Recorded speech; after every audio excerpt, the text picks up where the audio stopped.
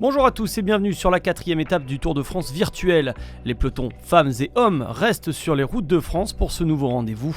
Une étape casse-pattes aujourd'hui, c'est son nom, avec 2 petites ascensions sur le circuit mais surtout placées près de la ligne d'arrivée pour un total de 46 km. Le rythme est une nouvelle fois très soutenu en début de course, certaines lâchent rapidement à l'image de Christa Riffel. La jeune Allemande 4e cette saison du Tour de Thuringe, pourtant spécialiste du chrono, est irrémédiablement lâchée. Un groupe de favorites et de coureuses très en vue depuis le week-end dernier se détache après une première ascension de 2 km dans cette étape avant la fin du premier tour de circuit.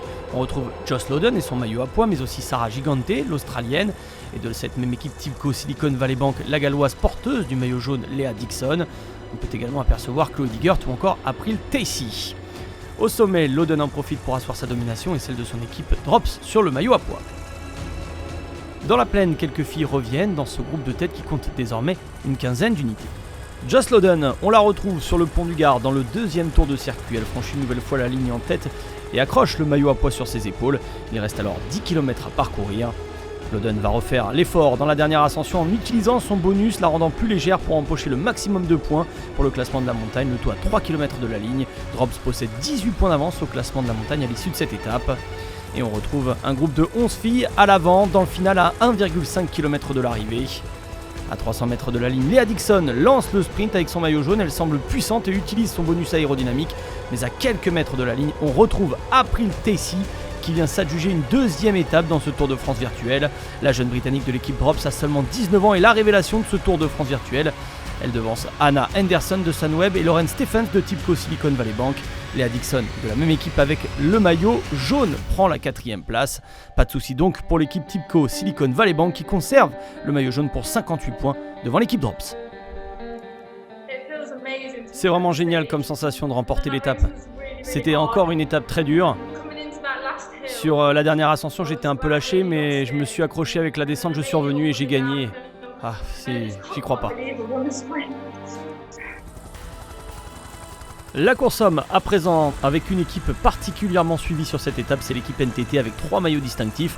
Le maillot jaune est porté par l'ancien vainqueur de l'Amstel Gold Race, il s'agit du Danois Michael Valgren.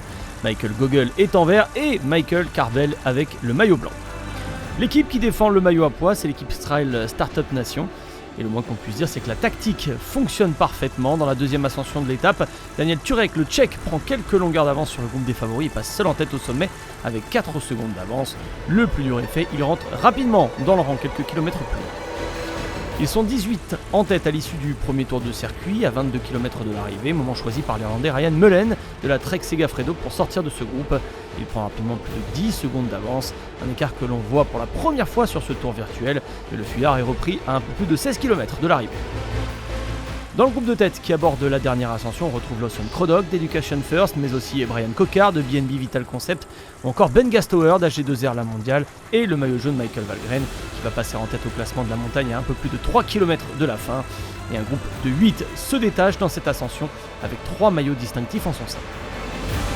Will Clark semble lancer la bonne attaque à 500 mètres de la ligne, il prend même 1 seconde d'avance sur ses adversaires, mais il coince à 100 mètres du but, et c'est Freddy Ovett, l'Australien d'Israël Startup Nation, avec le maillot à pois sur les épaules, qui vient chercher la victoire devant Nick Schulz et Michael Valgren de la NTT. Valentin Madouas pour l'équipe Groupama FDJ prend une belle 5e place devant celui qui a lancé le sprint, Will Clark. Pas de souci donc pour NTT après cette étape qui conserve le maillot jaune avec 75 points d'avance sur Rally Cycling et 101 sur Trek Segafredo. Ça s'apprend ce genre de course sur Zwift. Ça ressemble à un jeu, on est sur internet, mais pour être honnête, c'est plus compliqué que ce que certains peuvent dire.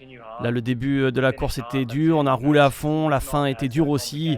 C'est super compliqué pour tout le monde, mais c'était un entraînement fantastique. Je suis très fan de ça, c'est génial. Rendez-vous désormais la semaine prochaine pour le dernier week-end de ce Tour de France virtuel avec l'ascension du Ventoux au programme et l'étape des Champs-Élysées.